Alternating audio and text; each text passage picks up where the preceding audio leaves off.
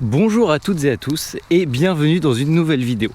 Comme vous pouvez le voir au niveau du format, c'est un petit peu différent de ce qu'on fait d'habitude. Je suis juste sorti avec une GoPro pour vous faire le test du tout nouvel iPhone 13 Pro en photo et voir ce que les nouveautés peuvent donner. Allez, c'est parti.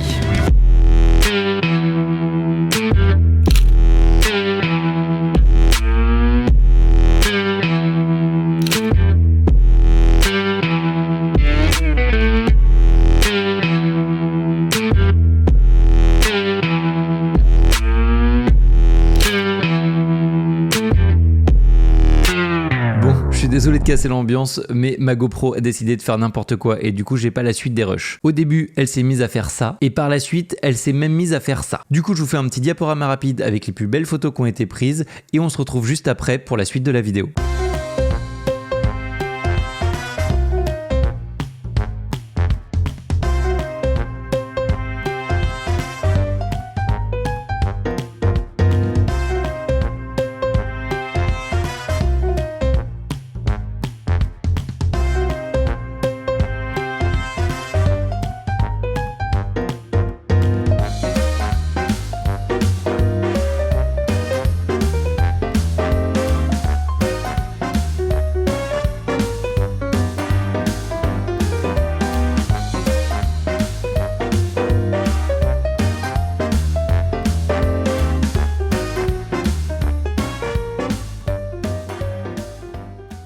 Je pense qu'il va falloir être un petit peu honnête entre nous, hein.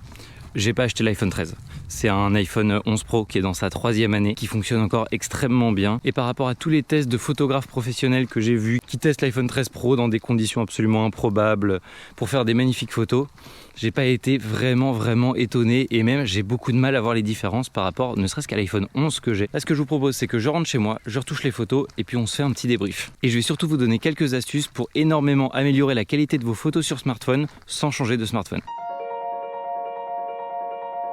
Quand j'ai débuté dans l'audiovisuel, on m'a dit qu'un mauvais photographe avec un excellent boîtier ferait de mauvaises photos, alors qu'un excellent photographe avec un mauvais boîtier ferait d'excellentes photos. Et après bientôt 10 ans dans ce métier, je peux vous assurer que c'est vrai. Avoir du meilleur matériel ne vous rendra pas meilleur. Et pour vous convaincre de ça, tout en restant dans l'univers du smartphone, regardez tous ces anciens articles qui traitent de magnifiques photos prises avec des vieux smartphones tout pourris. Et c'est pas parce que je vous fais la morale que je suis pas pareil. Après la présentation des nouveaux iPhones, j'avais qu'une envie, c'était de les précommander. Surtout que j'aurais facilement pu les justifier. Car dans ma boîte, on crée beaucoup de contenu avec les iPhones. Donc prendre des photos en ProRAW et filmer en ProRes aurait réellement pu faciliter notre travail. Et les améliorations en basse lumière permettraient de mieux intégrer les plans à l'iPhone dans nos émissions. Et l'iPhone nous a même sauvé des tournages. Comme cette fois-là où on tournait pour la chaîne YouTube des produits laitiers et en entrant dans l'usine de fromage, entre la chaleur et l'humidité, nos caméras se sont totalement recouvertes de buée. Et contrairement à d'autres tournages qu'on a pu faire dans des usines de fromage, cette fois-là on a dû aller très vite et du coup on n'a pas pu déposer à l'avance les caméras sur le lieu du tournage pour qu'elles s'adaptent à la température. Du coup, on a simplement sorti nos téléphones de nos poches et on a filmé à 2 iPhones. Un avec la caméra x1 et l'autre avec la caméra x2. Alors oui, c'est sûr, cette séquence est moins belle que le reste de l'émission, mais apparemment personne l'a remarqué. Comme vous pouvez le voir, je suis vraiment convaincu que les smartphones sont un super outil créatif. Mais juste avant les précommandes du nouvel iPhone, je me suis posé une question très importante que je pense tout le monde devrait se poser avant d'acheter du matériel. Est-ce que ce nouveau produit va réellement me permettre d'améliorer mon travail? Et clairement c'est non. Pour améliorer mon contenu, il faudrait déjà que j'apprenne à mieux travailler la lumière, à mieux communiquer avec mes équipes pour éviter les erreurs sur les tournages. Pour que ma boîte de prod puisse monter en gamme, j'aurais éventuellement besoin d'une caméra très haut de gamme. Et par-dessus tout, j'aurais besoin de prendre plus de temps pour m'entraîner et expérimenter encore et encore. Mais ce qui est sûr, c'est que les nouveautés de l'iPhone 13 n'amélioreront pas mon travail. Et c'est pas pour ça que ce nouvel iPhone est mauvais.